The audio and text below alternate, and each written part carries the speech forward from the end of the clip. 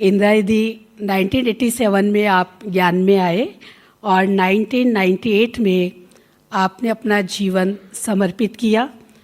शुरू के 5 वर्ष आपने ज्ञान सरोवर अपनी जो एकेडमी है वहाँ पर स्पार्क ऑफिस में अपनी सेवाएं दी और आपने स्पार्क विंग की बुक है, सबको मालूम है ना कौन सी, मनोबल वाली मनसा सेवा, वो बुक लिखने में आपका सहयोग रहा। उसके बाद आप बॉम्बे के गामदेवी सेवा केंद्र में रहे और 2009 से अभी आप पांडव भवन में शीलू दीदी के साथ अपनी सेवाएं दे रहे हैं। और आपकी जो रोज़ हम सुनते हैं तो धैर्यता और शांति की मूर्ति नज़र आते हैं आप। इतनी शांति से और इतनी धैर्यता से आपने 3 दिन तक जो हमारी दिनचर्या इतने सुंदर ढंग से बताना और उसको अरेंज करना एक्यूरेट, तो आज हम सब इंदिरा दीदी का एक हाथ की ताली बजा करके स्वागत करते हैं, अभिनंदन करते हैं। और अभी हम सुनेंगे 3 पैर पृथ्वी। कितना सुंदर टॉपिक है और बाबा कितनी बार कहते हैं बच्चे 3 पैर पृथ्वी चाहिए और उसमें तीनों लोक नाप लेता है बाबा। तो अभी हम सुनेंगे इंदिरा दीदी से। ओम शांति। 3 पैर पृथ्वी, ये शब्द साकार मुरलियों में प्रायः आता रहता है। और जब साकार मुरलियों में ये शब्द आता है तो किस संदर्भ में आता है कि पांडवों को 3 पैर पृथ्वी भी नहीं मिलती थी। तो कौन है पांडव? हम ही हैं। तो फिर बाबा कहते हैं इसकी कोशिश करो कि 3 पैर पृथ्वी में फिर क्या करो, हॉस्पिटल कम यूनिवर्सिटी खोलो, या 3 पैर पृथ्वी में कोर्स कराने का, एग्जीबिशन कराने का ऑर्गेनाइज करो, ताकि विश्व का भी कल्याण होता रहे। तो बाबा जब साकार मुरली में ये शब्द यूज करते हैं तो स्थान के रूप में यूज करते हैं कि जो सेवा के लिए हमें स्थान चाहिए। लेकिन अव्यक्त मुरली में भी बाबा ने ये शब्द यूज किया है और उसमें बाबा का संदर्भ दूसरा है। जो बहन जी ने अभी कहा कि 3 पैर पृथ्वी में तीनों लोक नाप लेते हैं, तो उसमें बाबा ने किस संदर्भ में यूज किया है, तो मैं पहले वो बताने से पहले आपसे ये पूछूंगी, आज की मुरली का पहला प्रश्न क्या था?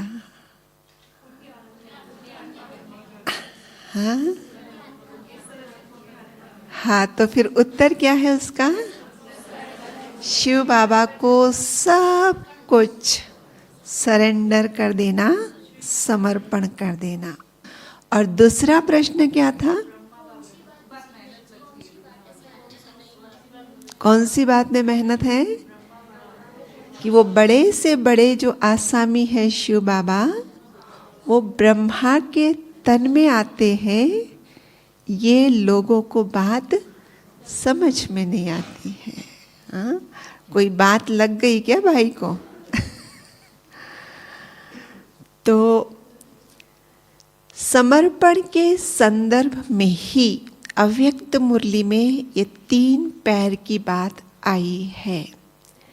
ये मुरली है 28/11/1969 की अव्यक्त मुरली, जिसमें बाबा संपूर्ण समर्पण की व्याख्या दे रहे हैं। मुरली का टाइटल है हर लौकिक को अलौकिक में परिवर्तन करने की युक्तियाँ। तो युक्तियाँ बता रहे हैं बाबा, और उसमें ही बीच में बाबा ने प्रश्न पूछा है कि आपके यादगार शास्त्रों में संपूर्ण समर्पण की यादगार कौन सी है? हाँ, बाबा का प्रश्न है कि आपके यादगार शास्त्रों में संपूर्ण समर्पण की यादगार कौन सी है? तो जैसे आपका अभी प्रश्न का उत्तर आया दधीची, तो उस समय भी बाबा के सामने जो बैठे रहे होंगे उन्होंने जवाब दिया राजा जनक का मिसाल। लेकिन बाबा ने फिर वो उत्तर सुनने के बाद कहा वो तो बच्चों ने कराया, बाप ने कराया, उसकी यादगार क्या है?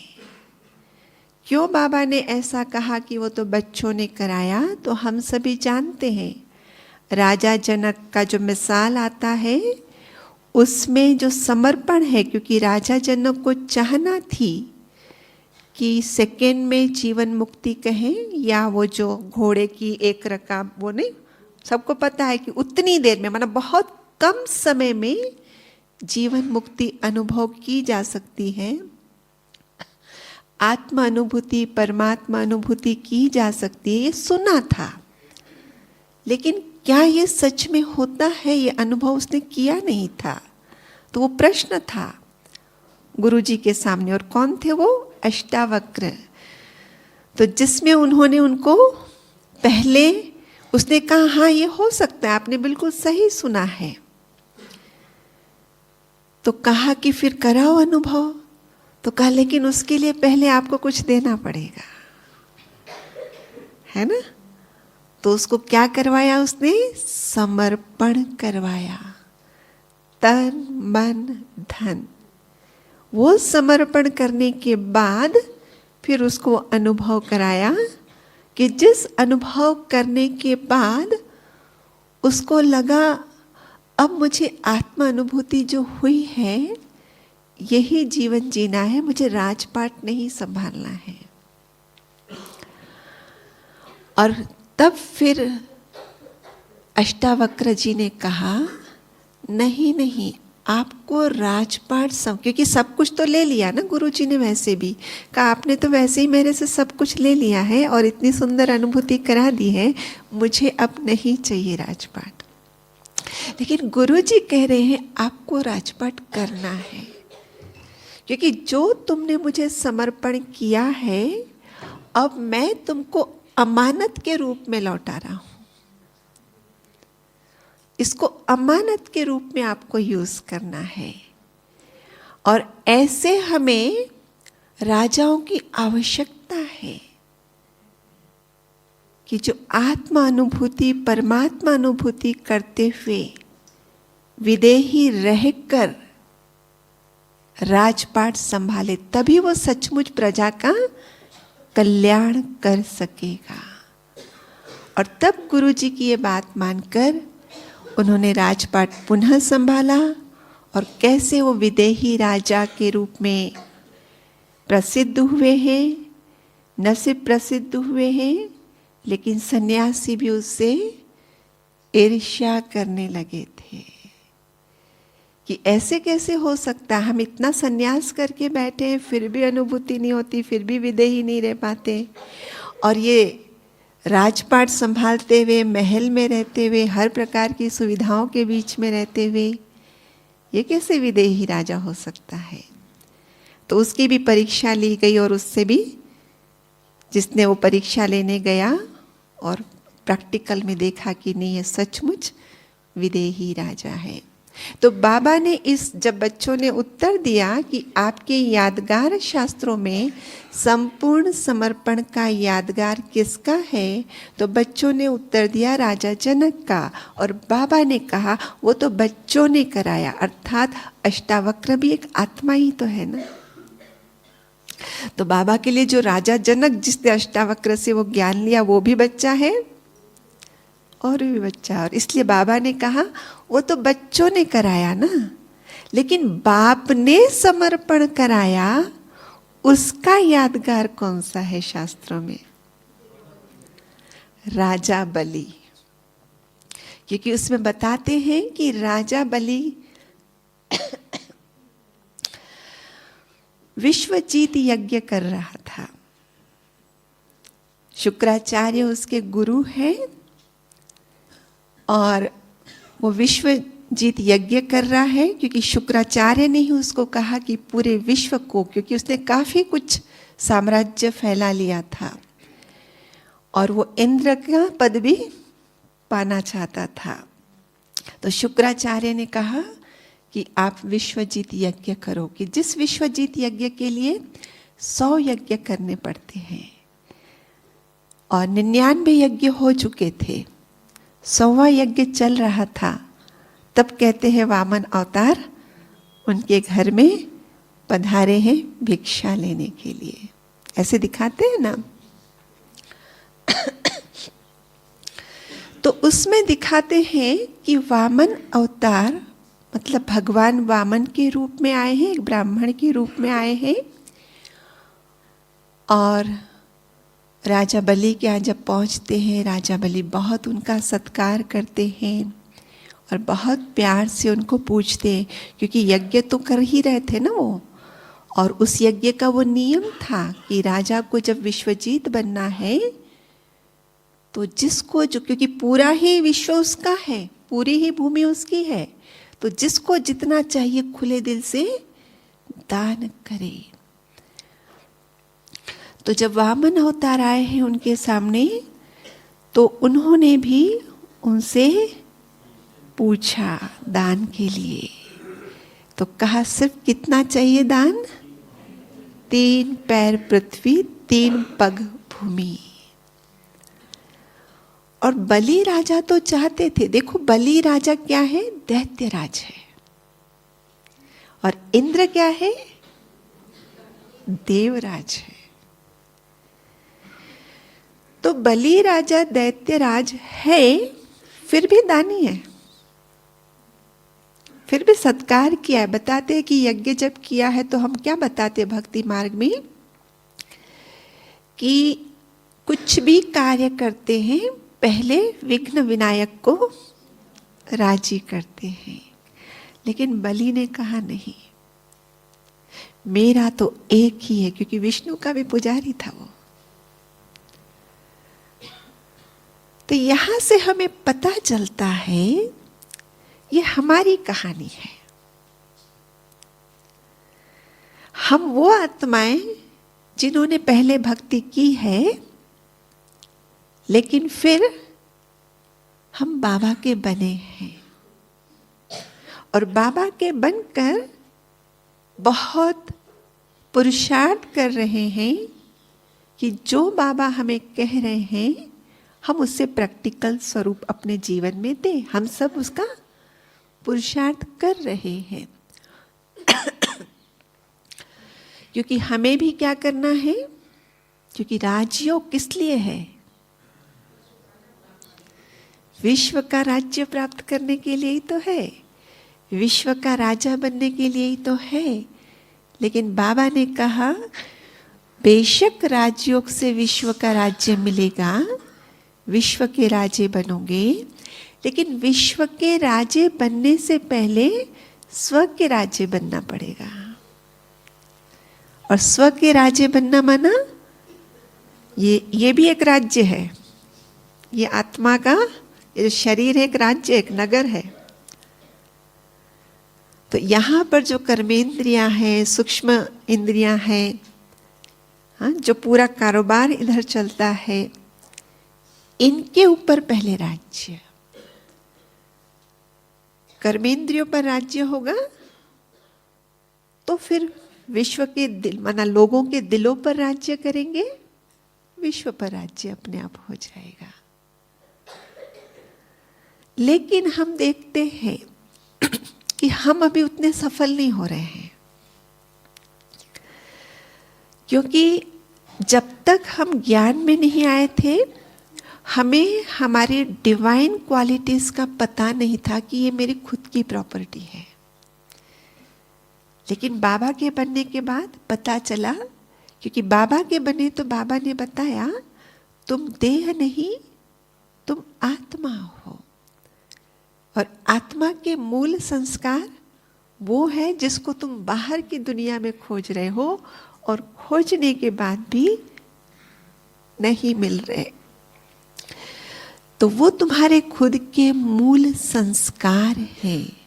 हाँ, जो हम 7 संस्कार सबको कोर्सेस में सुनाते हैं। तो जब बाबा के हम बन गए तो हम अभ्यास कर रहे हैं। गुस्सा आ जाता है, नहीं नहीं बाबा ने बताया मैं शांत स्वरूप आत्मा हूं। किसी ने मेरे साथ ठीक नहीं किया, कुछ उस पर नफरत या घृणा का भाव आ जाता है, नहीं नहीं बाबा ने बोला है मैं प्रेम स्वरूप आत्मा हूं। तो डिवाइन क्वालिटीज और डेविलिश ट्रेट्स, या जिसको बाबा की भाषा में कहें दैवी गुण और आसुरी गुण, अंदर में द्वंद्व चलता है, इनकी युद्ध चल रही होती है। तो हम कब से ज्ञान में चल रहे हैं ना, तो धीरे धीरे क्या हुआ है, ये युद्ध की इंटेंसिटी कम तो हुई है ना, भले पूरी नहीं खत्म हुई है युद्ध, पर अभी भी चल तो रही है ना।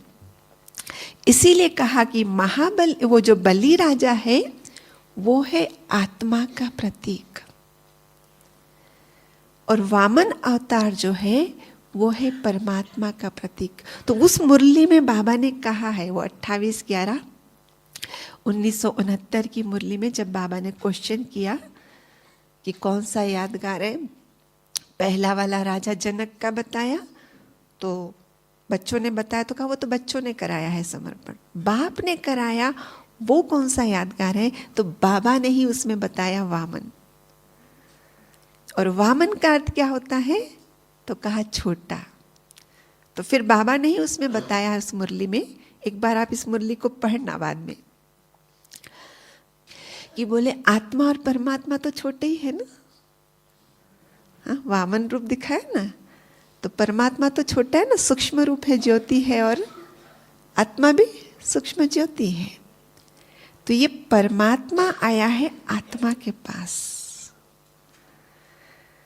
तो डेफिनेटली परमात्मा हमारे जीवन में आ चुका है, और बताया ना कि वो जो भक्ति मार्ग की प्रथा के अनुसार गणेश जी की पहले पूजा होनी चाहिए, कहा नहीं, मेरे तो विष्णु, क्योंकि भक्ति मार्ग में विष्णु को भी शिव के साथ जोड़ दिया है ना। तो अभी हम भी क्या करते हैं, कोई भी कार्य शुरू करना हो तो अभी हमारे लिए पहले कौन होता है, तो पता चल रहा है वो बलि कौन है, हम ही है। पर वो क्षत्रिय राजा है ना, क्षत्रिय, और क्षत्रिय माने युद्ध करते, तो अंदर अभी युद्ध तो चल रही है ना, युद्ध तो चल रही है ना, ऐसे थोड़ी कि नहीं चल रही है। तो उसमें बाबा ने ये बता के फिर आगे और विस्तार किया है। तो इस कहानी को थोड़ा सा लेते हैं हम पहले, और बाबा ने जो बताया वो भी लेते हैं। तो उस कहानी में ऐसे बताते हैं कि उसने काफ़ी राज्य पूरे पृथ्वी पर अपना साम्राज्य बिछा लिया था, लेकिन डर था फिर भी कि कहीं वो देवता आके हमारा छीन न ले। और इसलिए शुक्राचार्य ने उनको कहा कि आप विश्वजीत यज्ञ कर लो, उसके बाद तो फिर कोई आपको उसका डर भी नहीं रहेगा। तो वो यज्ञ संपन्न कर रहा है, 99 यज्ञ हो चुके हैं, 100वां यज्ञ चल रहा है, और उसमें वामन अवतार आए हैं, और उसको क्या मांगा है दान में, 3 पग पृथ्वी भूमि। और उसको लगता है क्योंकि भगवान ने आकर उसकी महिमा की, उसके वंश की, उसके कुल की, कि तुम किस कुल के हो, विरोचन के पुत्र हो, प्रहलाद के पोतरे हो, हिरण्याक्ष उस कुल के हो। कितने दानी थे वो, क्योंकि दान मांगने आया है, तो पहले तो तुम किस कुल के हो, जो तुम्हारा खानदान ही पूरा दानी का, खूब महिमा की, खूब महिमा की।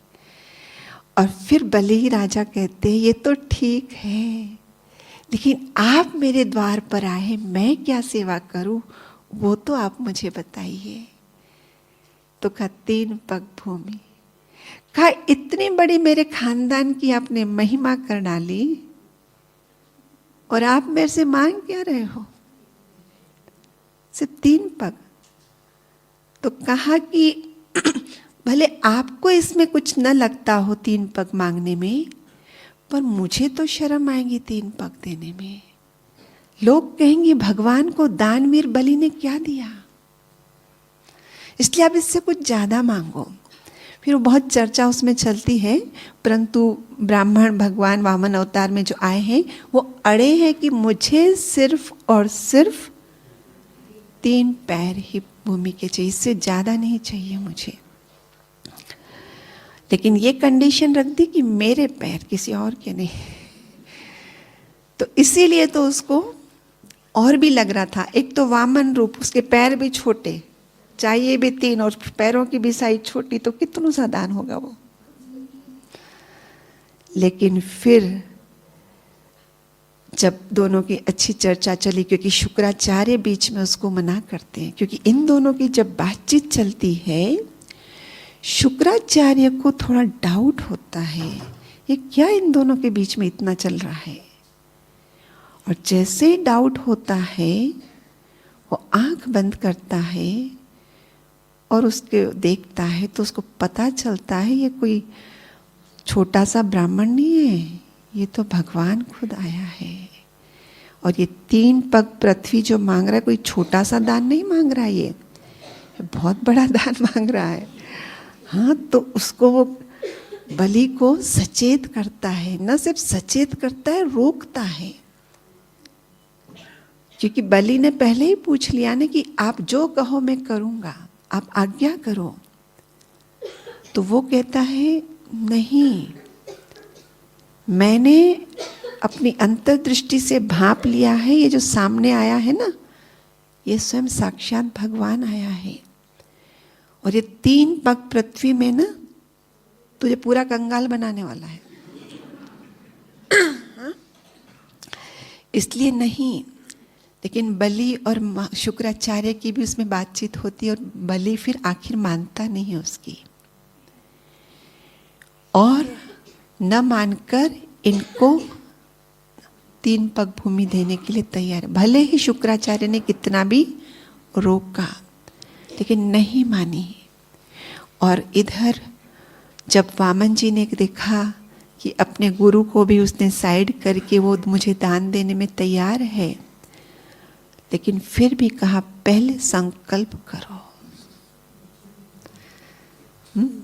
क्योंकि उसने कहा 3 पग पृथ्वी, तो शंकराचार्य की भी नहीं मानी और इधर तैयार हो गए। तो कहा ठीक है, आपको जहां से भी पृथ्वी नापनी है आप नाप लो, मैं तैयार हूं। कहते ऐसे नहीं, पहले संकल्प करो, मुकर जाए तो, हाँ मुकर जाए तो। इसलिए संकल्प, उसको उसमें भी ला जाएगी, भगवान 3 पग पृथ्वी के लिए क्या संकल्प। लेकिन भगवान ने कहा कि नहीं, क्योंकि उसको पता है ना, इसको समझ में नहीं आ रहा है मैं क्या मांग रहा हूं। फिर संकल्प कराया है, और संकल्प कराने के बाद, मतलब संकल्प कराया मतलब वो जल की विधि होती है, तो उसमें भी शुक्राचार्य रोकने की कोशिश करता है कि टोटी में आकर बैठ जाता है, ताकि न जल निकलेगा, न ये अंजलि में भरेगा, और न वो दान देगा, या न कंगाल होगा।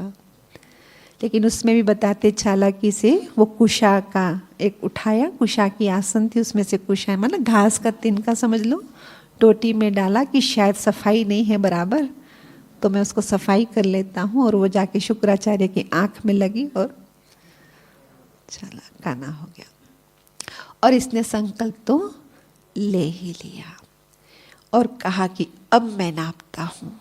और जब नापने बैठा, क्योंकि खड़ा तो वैसे ही था, वो अपने वामन रूप से वो विराट रूप में आए भगवान, और कहा कि पूरी पृथ्वी एक पैर इतना बड़ा हो गया कि पूरी पृथ्वी का गोला एक पैर के नीचे, और दूसरे पैर को ऊंचा उठाया, आकाश तक जाके छू गया।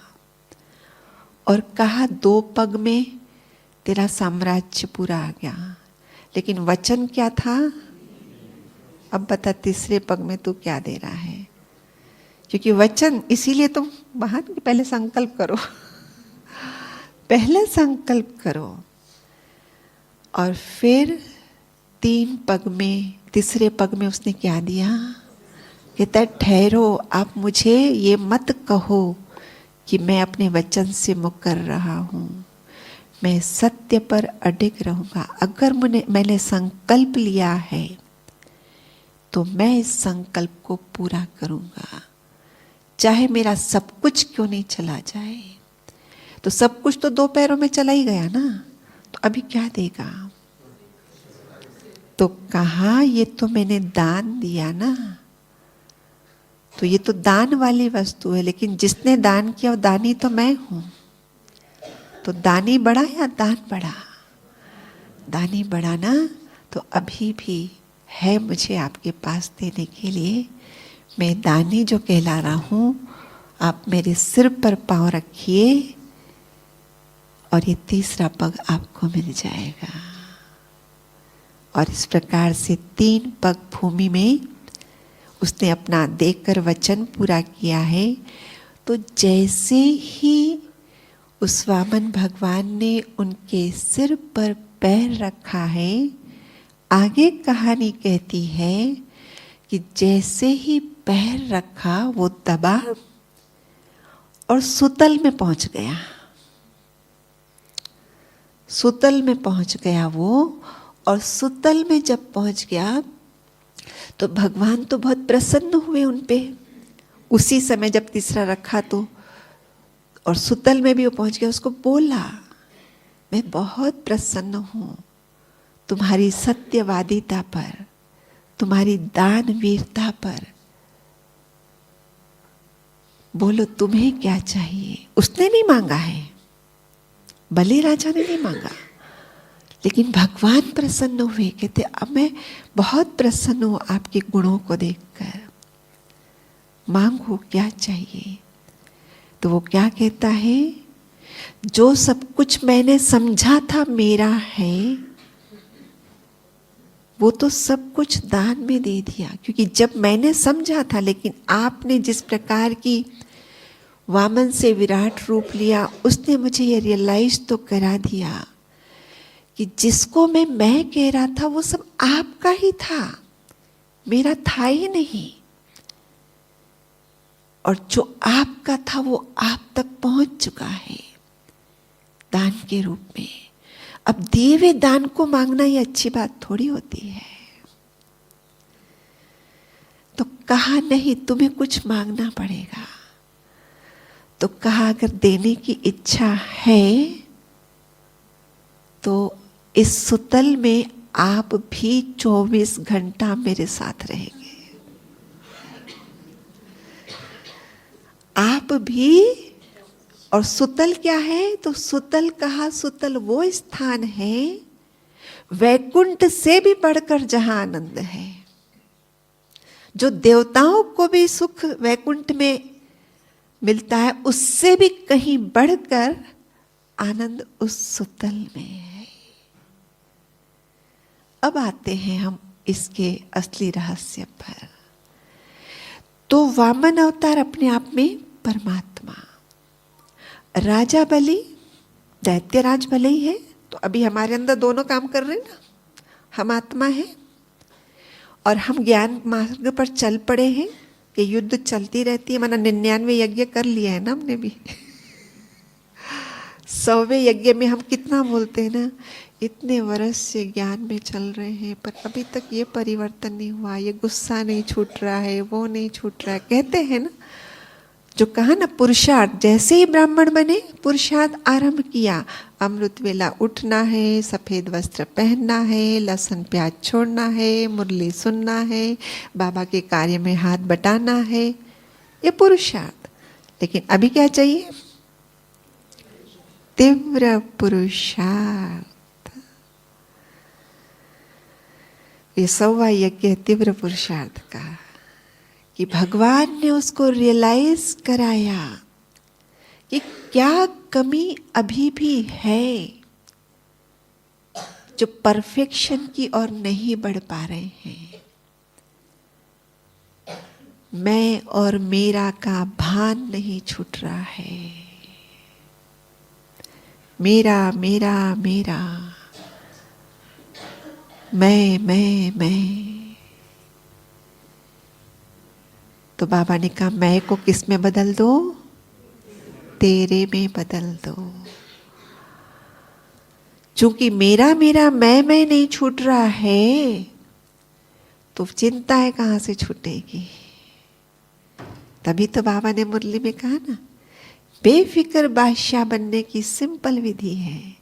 फिक्र नहीं होगी तो मस्तक में ज्योति चमक रही होगी, और अगर फिक्र है, टोकरा है फिक्रों का, तो वो चमक नहीं होगी, वो चिंता यहां से दिखाई पड़ेगी। तो हमें भी जो बार बार शिकायत है कि योग नहीं लगता है, वो अतीन्द्रिय सुख नहीं भासता है। भासता है तो पल भर के लिए, थोड़ी देर जब बैठे, अच्छी कमेंट्री कोई चली, तब फिर नहीं। उसका कारण किधर है? तो बलि को बताया, ये मेरा और मैंपन को छोड़। मेरा क्या? याद करो तुम परमात्मा के घर से, मेरे घर से जब तुम नीचे उतरे थे, क्या लेकर आए थे तुम? देखो अपने आप को उस धाम में, वो परम ज्योति और हम आत्मा ज्योति वहां बैठे थे, और वहां से हम नीचे उतरे तो ज्योति के रूप में उतरे हैं। देह भी लेके नहीं उतरे हैं, जिसको बाबा मुरली में कई बार कहते न अंगे, जिसको नंगे दोनों शब्द जोड़ दो। आत्मा नंगी आई थी, नंगी जाएगी, अर्थात न अंगे आई थी न अंगे जाएगी। तो ये देह भी तुमको यहां मिला है, और देह को पाकर फिर देह के संबंधी धन दौलत, मकान महल, रिश्ते नाते, साधन सुविधा, ये सब मिले, वहां से लाए थे। लेकिन हमने आके क्या बोला? मेरा मेरा बोला ना, वो उसको रियलाइज कराया। तभी का जो पहला पैर, जो शुरू में अपने आप को वामन से विराट बनाया है, तो जो पहले पग में धरती पूरी उस पैर के नीचे दिखी, अर्थात ये शरीर भी तो उसी 5 तत्वों का बना पुतला है, ये भी तो एक धरती है। पहले इस देह का त्याग, भान का त्याग, इससे ऊपर उठो, और फिर वहां से वहां तक नापा कि संसार में आके देह को प्राप्त करके जो विस्तार किया, उसको भी मेरे अर्पण कर दो। समर्पण, सब कुछ समर्पण। और फिर ये जो तुमने 2 त्याग किए, तो उसका अभिमान आ गया, मैंने त्याग किया, मैंने त्याग किया। उस त्याग का भी त्याग कर लो, क्योंकि दानी कहला रहा था ना कि मैं दानी हूं, लेकिन नहीं, वो तीसरे पग में वो भी चला गया। त्याग का भी त्याग, दान का भी दान। तब जाके सुतल पहुंचेंगे हम। और सुतल पहुंचेंगे का मतलब क्या है, उसको समझ लेते हैं। कि पहले ही दिन बताया, मन बुद्धि इंद्रियों के गलियारे से बाहर झांक रही है, बाहर के लोगों से कांटेक्ट चल रहा है, कम्युनिकेशन चल रहा है। न देह से ऊपर उठ रहे हैं, न देह के संबंधियों से, न देह के कर्तव्यों से, न देह की जिम्मेवारियों से। मोबाइल हाथ में चल रहे हैं। तो ये मन बुद्धि अंदर ऐसे कैसे होगा? नहीं हो रहा है ना अंदर, नहीं होगा अंदर, क्योंकि इधर ही तो मन लगा हुआ है। अभी गलियारे में ऐसे खड़े हो गए हैं, सामने मुख है, अंदर आत्मा की तरफ पीठ है। और इसलिए कहा, देह को पहले भूलो, देह के संबंधियों को भी भूलो। उसी मुरली में बाबा ने, जिस मुरली से मैंने रेफरेंस दिया, उसी मुरली में बाबा ने कहा है कि देह के संबंधियों से फिर भी न्यारे हो जाते हो, पर देह से न्यारे नहीं होते हो। और देह से चूंकि न्यारे नहीं होते हो ना, इसलिए लोकप्रिय नहीं बनते हो। क्यों? क्योंकि क्या होता है, देह के संबंधियों से, देह के वस्तुओं से इजी हो जाता है। चलो बाबा का ज्ञान मिल गया, मुझे तो समझ आ गई, मैं तो लहसुन प्याज छोड़ूंगी, दुनिया मुझे कुछ भी बोले, कर लेते हैं ना। तो दुनियादारी के हिसाब से हम न्यारे तो हुए ना, परंतु देह से न्यारा नहीं होते। क्यों?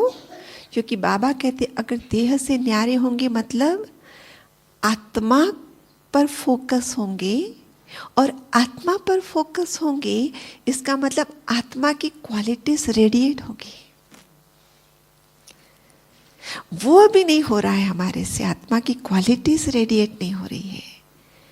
वो निशानी है कि हम देह से न्यारे नहीं हुए हैं। तो पहले देह से न्यारे, ये पहले मोबाइल तो छूटे हाथों से, सब कुछ छोड़ के 3-4 दिन की जिम्मेवारियां छोड़ के यहाँ पहुंचे हैं ना, फिर भी नहीं छूट रहा है ना ध्यान, वहां से नहीं छूट रहा है। एक स्थान पर बिठाकर योग करने में थोड़ा भारी पड़ रहा है ना, क्योंकि उसमें देह को भूलना पड़ रहा है। चलते फिरते में देह भी साथ में है। एक स्थान पर बैठकर योग करना माना कंप्लीटली देह को भुलाना, और मन बुद्धि को ऐसे टर्न करना, ऐसे टर्न करना है उसको। और जब टर्न करेंगे तो अंदर में पहला दिन लेसन जो हम करते हैं ना, बेसिक चीज हमने कहा ना, नया कुछ नहीं सुनेंगे हम यहाँ पे। जो कुछ सुना हुआ है उसकी सिर्फ थोड़ी डेप्थ, उसकी थोड़ी सी रिवीजन, क्योंकि सिलेबस अभी यही है हमारा। नया सिलेबस में से नहीं आने वाली है हमारी एग्जाम, और हमारा तो पेपर भी आउट है। हमारा तो पेपर भी आउट है। तो वो जो पहला लेसन है हमारा, कि हम क्या बोलते हैं कि आत्मा के पास 3 फैकल्टीज हैं, मन, बुद्धि, संस्कार। मन सोच क्रिएट करता है, बुद्धि डिसीजन देती है, फिर कर्मेंद्रियों से कर्म करते हैं, और हर कर्म की छाप आत्मा पर पड़ती है, उसको कहते हैं संस्कार। एक छोटी से छोटी चीज जो भी हम करते हैं, चाहे वो मनसा से करे, वाचा से करे, कर्मणा से करे, हर एक छोटी सी छोटी चीज का इम्प्रेशन आत्मा पर पड़ता है। फिर चाहे वो राइट कर रहे हैं चाहे गलत कर रहे हैं, पर पड़ रहा है। अब ये जो सारे इम्प्रेशंस आत्मा के ऊपर पड़ गए हैं, इन इम्प्रेशंस को जब तक नहीं गिराएंगे, ये इम्प्रेशंस की तह के ऊपर तह जमती गई है आत्मा के ऊपर, लेयर्स के ऊपर लेयर। हम बताते हैं ना 5 प्रकार के संस्कार हैं। ओरिजिनल संस्कार जो बाबा ने बताए, लेकिन उसके बाद क्योंकि चूंकि हम शरीर में आए, हमने जन्म लिया, माँ बाप से मिले संस्कार, संबंधियों से मिले संस्कार, आदि आदि हम जो विस्तार करते इस जन्म, और फिर पुराने मतलब इस जन्म में चाहे वो माँ बाप से मिले चाहे किसी और से, ऐसे पिछले जन्म में भी माँ बाप से और किसी और से मिले होंगे। अब हम उसको डिफरेंशिएट नहीं कर पाते तो उसको पुराने जन्म का एक ही ले लेते और इस जन्म वाले को 2-3 में डिवाइड कर देते हैं, क्योंकि यहाँ दिखता है ना ये वाला संस्कार इससे दिखा, पर है तो जन्म लेने के बाद मिला संस्कार। तो ये संस्कार क्या हो रहे हैं, आत्मा के ऊपर लेयर बाय लेयर चढ़ते जा रहे, जिसमें आत्मा की जो ओरिजिनल लेयर थी वो तो छुप गई। तो जब ये लेयर जब तक नहीं गिरेगी तो वो आत्मा का जो ओरिजिनल गुण है, शांति, प्रेम, प्योरिटी, खुशी का अनुभव में कैसे आएगा। तब कहा कि उसने कहा प्रभु दान से बड़ा दानी होता है, मेरे सिर पर आप तीसरा पग रख लो। मैं अपने को दानी समझ रहा था ना, मन बुद्धि से समझते हैं ना कि शरीर से समझते हैं। शरीर तो पहले ही चला गया ना, वो पूरी पृथ्वी उसके एक पैर के नीचे आ गई। अभी तीसरा क्या जा रहा है? मन बुद्धि। अर्थात ही जब भगवान को याद करेंगे, उस ज्ञान को बार बार चिंतन में लाएंगे, जो मेथड दी है उसको घोटेंगे, आत्मसात करेंगे, तब ये ऊपर की चढ़ी हुई लेयर्स भी गिरेगी। मैंपन को भी जब छोड़ेंगे, चाहे वो मैंपन है चाहे मेरापन है, सबके संस्कार चढ़े हुए हैं। मेरापन के भी संस्कार चढ़े हुए हैं, मैंपन के भी। जिसको आज मेरा बोल रहे वो स्थूल में दिख रहा है इधर, लेकिन सूक्ष्म में तो आत्मा के ऊपर लेयर्स लेयर्स लेयर्स। आपने देखा होगा डॉक्टर जब किसी हमारे आंतरिक अंगों की बीमारी चेक करनी होती है तो कहते हैं एक्सरे निकलवाओ, या सोनोग्राफी, जो भी टेक्नोलॉजी है। अब एक्सरे क्या होती है? एक पावरफुल लाइट कि इस चमड़ी को भी भेद कर अंदर क्या है और क्या नहीं है बता देती है।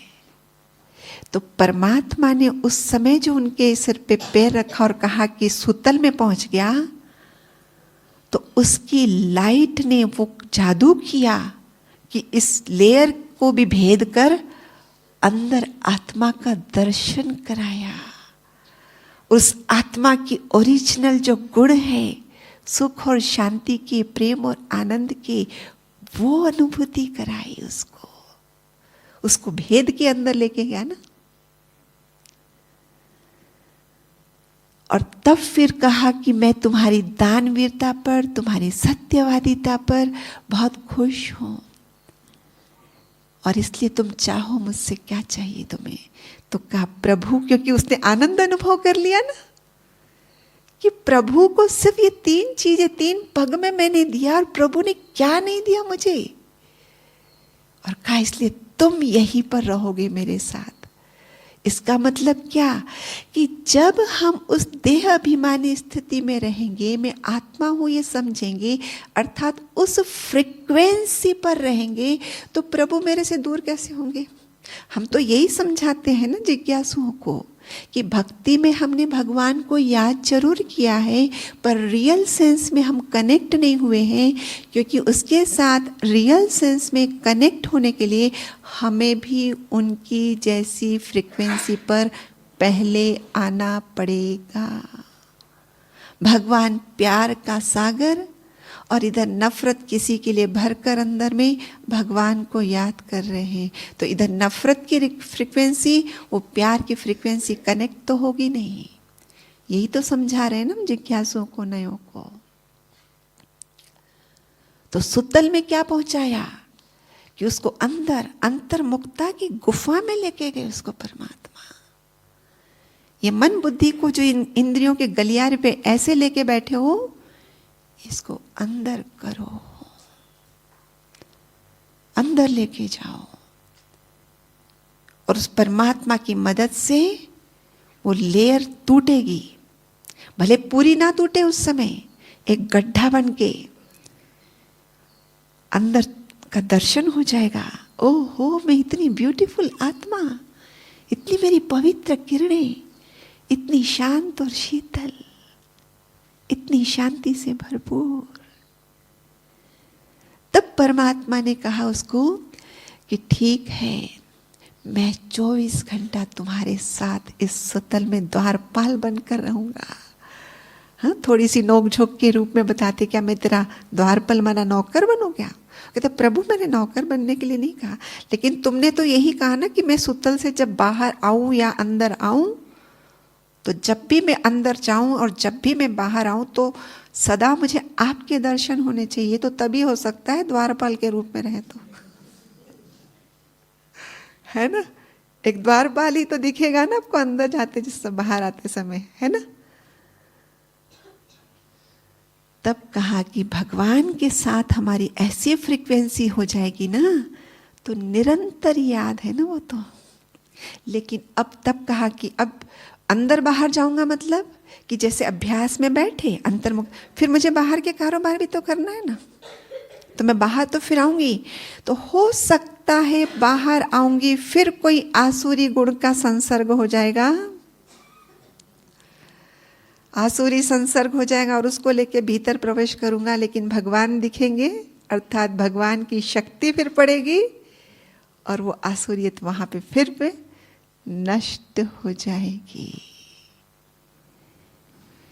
तो सुतल तभी मिलता है, अर्थात अंतर्मुक्ता की गुफा में बैठकर अंदर का आनंद लेना, उस प्रभु का सानिध्य अनुभव करना, वो तभी हो सकता है जब हम देह को त्यागे, देह के विस्तार को, देह को त्यागे माना उस भान को त्यागे, उसके विस्तार को बन बुद्धि से उसको भूले।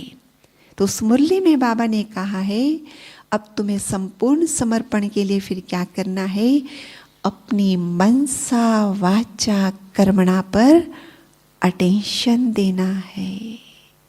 मनसा में क्या अटेंशन देना है, तो पहला ये कि देह और देह के संबंधियों को त्याग, मामे कम याद कर, सिर्फ मुझ एक को याद कर। ये हो गया मनसा में करेक्शन। वाचा में क्या करेक्शन करना है, तो बाबा ने कहा कि वाचा से जो भी निकले, जैसे रत्न निकल रहे हैं, जैसे हंस मोती चुग रहे हैं, रत्न चुग रहे हैं, भगवान से जुड़े हैं, बुद्धि डिवाइन हुई है। वो शुक्राचार्य कौन था जो रोक रहा था? हमारी मटेरियलिस्टिक बुद्धि, जो हमें बार बार याद दिलाती, दुनिया में भी तो रहना है ना, बस ऐसे ही थोड़ी जो बोलेंगे भगवान जी वैसे कर लेंगे। हमारा स्टैंडर्ड ऑफ लिविंग नहीं मेंटेन करना है क्या हमें? यह है शुक्राचार्य हमारा, जो हमको रोकता रहता है। लेकिन क्या किया बलि ने? भगवान आ गए हैं, उसके सामने शुक्राचार्य की भी नहीं चलेगी। और इसलिए मुरलीधर की मुरली से हमेशा जुड़े रहे, बार बार वो मुरली के महावाक्य याद आते रहे, क्योंकि ये शुक्राचार्य बार बार खींचेगा। स्टैंडर्ड ऑफ लिविंग मेंटेन करना है, दुनिया के साथ रहना है, लेकिन फिर इधर मुरली, क्योंकि उसको दिख रहा है सामने भगवान आके खड़ा है, उसका अद्भुत तेज है, उसने भी रियलाइज कर लिया था। तो हमें भी रियलाइज तो है ना भगवान आया है, कि अभी भी डाउट है हमको? तो जब पूरी रियलाइजेशन हमको हो गई है, भगवान कह रहा है। कल जो प्रश्न एक आया था ना, कि अभी उस मोड़ पे जाके खड़ा कर दिया कि फीलिंग आ रही है अभी, इसके लिए क्या करें? कुछ नहीं करना है, भगवान के प्रति आस्था को बढ़ाना है। अभी वर्तमान में अभ्यास की भी जरूरत उतनी नहीं है जितनी आस्था की जरूरत है, विश्वास की जरूरत है। अगर हम दादियों की बातें सुनते हैं ना, दादियों की जो पुस्तकें उनकी क्लासेस के आधार पर बनी हुई है, या ऑडियो वीडियो जो पुराने हम सुनते हैं, तो वहाँ से पता चलता है कि दादियों ने क्या पुरुषार्थ किया। सिर्फ दादियों ने यही पुरुषार्थ किया, बाबा क्या चाह रहा है, बाबा क्या चाह रहा है, बाबा को ये पसंद है क्या। जिसको ही बाबा कहते, सिंपल तो काम दिया है, बाप के कदम पर कदम रखो, ज्यादा सोचने की भी जरूरत नहीं है। तो वो आस्था, बाबा ने मुरली में क्या कहा है, इधर शुक्राचार्य उसको कह रहा है तू कंगाल हो जाएगा। तो हमारी मटेरियलिस्टिक बुद्धि भी यही कहती है, अरे ये सब इनके ब्रह्मा कुमारियों के बोलने के आधार से सब करते जाएंगे ना, तो बोलते हैं ना बीच बीच में बुद्धि। लेकिन नहीं, आस्था, उसको आस्था थी। जब वामन से विराट बन गया तो उसकी तो पूरी आस्था आ गई, ये तो सचमुच भगवान है, और भगवान मेरे सामने हाथ पसारे। इंसान जाके भगवान के हाथ सामने हाथ पसारे अलग बात, लेकिन भगवान मेरे सामने हाथ पसारे, इससे बड़ा भाग्य क्या हो सकता तो भगवान भी कितनी बार मुरली में कहता है, बच्चों मैं पवित्रता की भीख मांगने आया हूं तुमसे। ये लघुता, वामन रूप में आना माना लघुता, अहंकार से शून्य। और भगवान तो है ही निराकारी, तो निरंकारी तो है ही। और इसीलिए उसको भी क्या किया, बलि को भी सब कुछ लेके लघुता में ला दिया। अहंकार तब जाता है, ऐसे नहीं जाता है, ऐसे नहीं जाता है अहंकार। और तब जाके सुतल का अर्थात अंदर में अंतर्मुक्ता की गुफा में चले जाओ, जहां आत्मा के ऊपर जो लेयर्स लगी है ना, वो भगवान की मदद से उस किरणों से उस लेयर में भी गड्ढा हो जाएगा और हम अंदर प्रवेश करेंगे। और जब वो अंदर प्रवेश करेंगे उसका अनुभव करेंगे। तो अब बाहर की लेयर्स निकालने में मेहनत करनी है। तो कैसे निकालेंगे लेयर्स? हाँ, कैसे निकालेंगे लेयर्स? क्योंकि आत्मा, समझ में आया ना आत्मा के ऊपर से कैसे लेयर चढ़ी है। एक बल्ब होता है, एक बल्ब जब हम जलाते हैं, मतलब स्विच ऑन करते हैं, तो प्रकाश फैलता है चारों तरफ। तो बल्ब में क्या होता है, अंदर में एक फिलामेंट होता है, और वो फिलामेंट कांच के कवच के अंदर होता है, ट्रांसपेरेंट कांच। तो जब स्विच ऑन करते हैं तो जलता कौन है, मतलब प्रकाशित कौन होता है? फिलामेंट होता है, कांच नहीं होता है। लेकिन चूंकि प्रकाश का स्वभाव है गमन करना, वो प्रकाश गमन, क्योंकि स्पेस है ना वहां पे, फिलामेंट और कांच के बीच में स्पेस है, तो वो प्रकाश ट्रैवल कर रहा है, भ्रमण कर रहा है, गमन कर रहा है, और उसको टच कर रहा है। चूंकि ट्रांसपेरेंट है, उससे बाहर निकल रहा है। लेकिन यही बल्ब अगर घर की सफाई नहीं करें तो उसमें धूल चढ़ती है, नहीं चढ़ती है। और अगर घर ऐसी जगह पर हो जहाँ ट्रैफिक बहुत हो रहा है, आए दिन उसके ऊपर कितनी मोटी मोटी लेयर चढ़, और अगर किचन में जहाँ खाना पकता है उसके ऊपर हो, और मस्त घी में पकोड़े तले जा रहे हो, बहुत छौंक लग रहे हो, जम जाता है उसके ऊपर। अब कहते कि लाइट क्यों नहीं आ रही, जलाया तो है मैंने, क्यों नहीं आ रही है? उसके ऊपर लेयर चढ़ गई है। तो क्या करना पड़ेगा? लेयर को साफ करना पड़ेगा। तो अभी ज्यादा काम हमें किस पे करना है? हम जो कमेंट्रीज पर हिर गए हैं ना बहुत, तो वो कमेंट्री आधा घंटा, जितना भी घंटा वो चली, चूंकि उन्हीं थॉट्स में थे, उसने मुझे अनुभव कराया। लेकिन हमारी लेयर्स तो टूटी नहीं है अभी तक, लेयर्स तो नहीं टूटी है। जब लेयर्स टूटे तो कमेंट्री भी जरूरत नहीं, और बिना सोचे कि मैं आत्मा शांत स्वरूप हूं, वो बाहर आ रहा है, बाहर आएगा ना अपने आप। बल्ब के ऊपर गंदगी जमी पड़ी है, और मैं बोलूं मैंने लाइट चालू की है, इस बल्ब से प्रकाश बाहर आएगा, बाहर आएगा, बाहर आएगा, आएगा, आ रहा है, आ रहा है।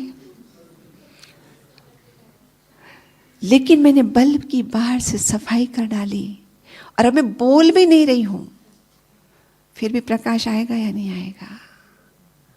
लालटेन जलाया है, तेल भी भरपूर डाला है, बत्ती भी चेंज कर डाली है, क्योंकि पुराना जला हुआ था तो बत्ती खराब हो गई थी, बत्ती भी चेंज कर डाली है, और प्रॉपर डिप करके ऊपर हाइट भी रख दी है जितनी चाहिए, माचिस की तीली से जला भी दिया है। लेकिन कांच को नहीं साफ किया मैंने,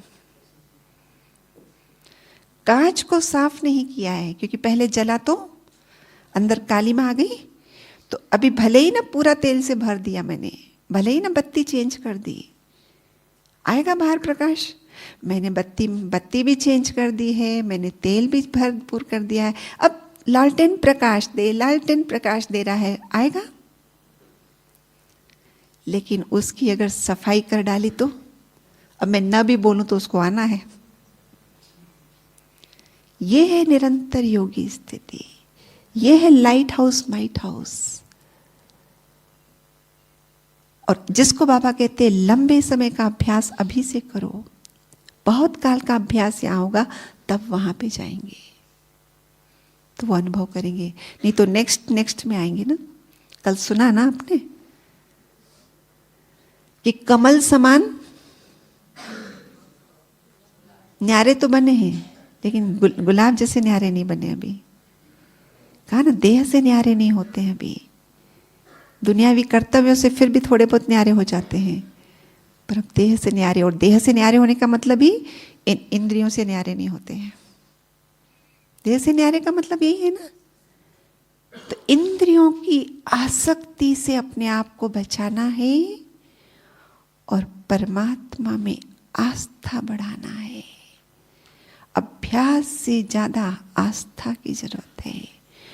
कौन कह रहा है ये और बदले में क्या दे रहा है? सुतल 24 घंटा मेरे साथ रहने को तैयार है और कहा कि अगले जन्म में, अगले मनवंतर में, जिसके लिए वो यज्ञ चल रहा था ना इंद्र पद पाने के लिए, तेरे को अगले मनवंतर में इंद्र का पद मिलेगा तो इंद्र बनेगा।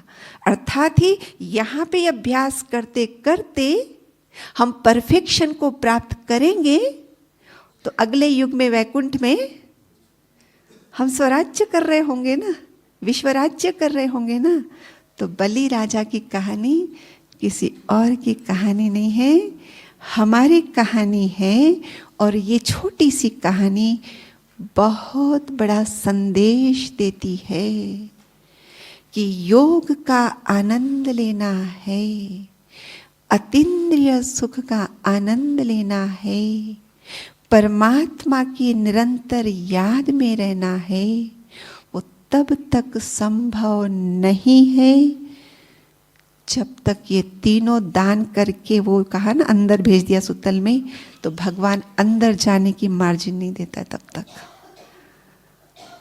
हाँ, तो इस भट्टी में अवश्य आप सभी ने जितना भी आपसे हुआ होगा भरसक प्रयास किया होगा बाह्य मुक्ता से हटकर अंतर्मुखी बनने का और अंदर में अपने आप को टटोल के वो लेयर्स को गिराने का।